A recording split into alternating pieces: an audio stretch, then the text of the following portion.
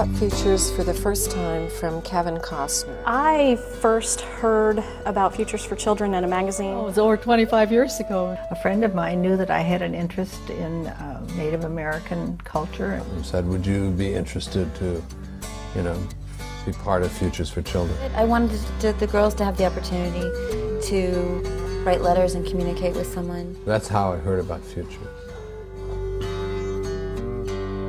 Writing a check, I can write a check to I don't know how many charities. This is different. This is a very successful program that encourages and helps kids stay in school. It's an organization where you become very hands-on. You are actually involved one-on-one with one of the children. Their culture, their spiritual life is so tied to their traditions and their land. I wish it was so for all of America as much as it is for them. It was a very easy process to get started. With Futures, you can ask for, a specific sex of a child if you prefer, or age. I didn't specify which area that I wanted or anything like that, a male or female, age or anything. They just selected one for me. We received a packet of information that included who our mentor child was and her picture. And her picture. And a little bit about her family and her background, and then she very promptly sent the first letter. You end up having to write letters. Part of the deal is you communicate with your kid. Our first contact was through letter writing. It's an amazing exchange. It's not just you writing a check. It's so rare these days to get letters from anybody. You make that very basic, to write your first letter. I tried to keep it real simple, and I'm from Santa Fe. I own my own business. Her first letter was very, which is understandable, sort of introductory and kind of formal. Well, my letters sound like they did back when I was in elementary school. Dear Mom, how are you? How was your summer? What are you doing? I'm always looking for things that I collect that I could send them, little, things, whether it's, fancy note cards in hopes that they'll write back. That's what you do.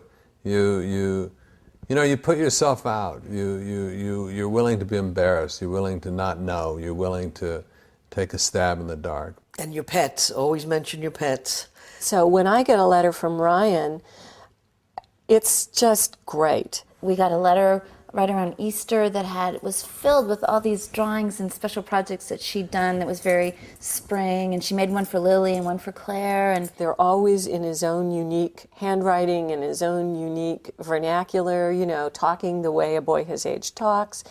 And it does my heart good because it's personal.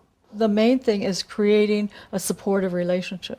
I was very intrigued with it, with the idea of having a one-on-one relationship with a Native American child. He comes from a beautiful family that has embraced me. I've learned about him. I've watched him grow, mostly through pictures because we've only met face-to-face once. We know her aunts and uncles and grandmother. And I've gotten to know his mom. We make phone calls to each other. We email. You can slice it any way you want. You can not be that involved, and you still are doing something very powerful. You're losing out a little on, you're getting shortchanged, or you can go in as deep as you want and have a real, genuine relationship with some amazing family and culture. I'm an old school teacher, so if you see kids who need to be educated and the difference an education can make in their lives, then you have to jump on board. If you've been out in Indian country particularly, you suddenly realize it can be very, very destitute. It can be very, very tough for these kids. Do you go leave your, kind of cultural, spiritual ties, your family ties, and go to Flagstaff or Winslow or Albuquerque or something, where all of a sudden you bump smack into America, and those values, which sometimes are complete opposite of the values and the culture that you've been bathed in as a child. So it's a real split that's very, very hard to negotiate. Sometimes the kids have great difficulty communicating with a parent or a peer that's giving them pressure, and if they can use you as a sounding board, it really helps. I think any exposure they have to other opportunities, other approaches, is very good for them. I think it's probably true for all of us, but without an education, that split is even harder to manage. Their part is to stay in school and keep their grades up. Your part is to help them, encourage them. I think we have a pretty good open communication on education. We felt that we really contributed to her having successful high school years.